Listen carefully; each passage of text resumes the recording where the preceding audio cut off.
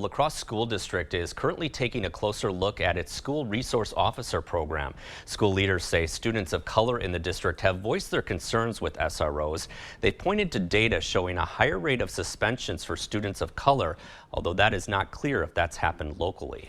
Tonight, some La Crosse area residents took part in an open forum to express their perspectives on this program. News 8 Now's Tyler Jobe tells us what they had to say.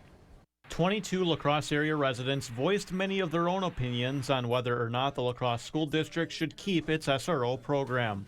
After roughly an hour and a half, folks were split on the topic. No one is bringing to light the positive things that the SRO program has done in our schools. Sarah Grizz's husband is an SRO at Logan High School. She says SROs are more than just officers. The connections these officers have is priceless to our schools. This is a positive way to portray the police instead of only bringing them in when there is problems. Marlis O'Brien's son is in special ed at Logan High School.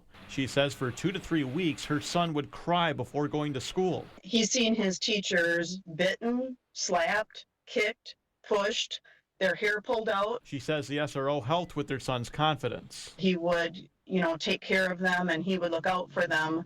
And my son finally was willing to go back to school without crying every morning. But others disagreed, pointing to problems with systemic racism nationally. We have to understand that the institution of policing in our country continues to cause harm, devastation. Jacoby Robinson has had his own bad experience with an SRO. Last year, my 8th grade year, I had an incident with an SRO who kicked an apple at me and told me to pick it up. I refused to pick up the apple, and he told me that he was going to suspend me and that he wanted me to stay after to clean up the lunchroom. 2 of Todd Olson's kids still go to school here. He says the SRO program should stay, but needs to be adjusted. Are there bad situations? Yes, it is unfortunate, but we need to look at the positive and correct the negative. Don't dwell on the negative. In La Crosse, this is Tyler Jobe, News 8 Now. The Board of Education is telling district administration to provide an update on the future of the program no later than November 16th. The current SRO contract expires in June of next year.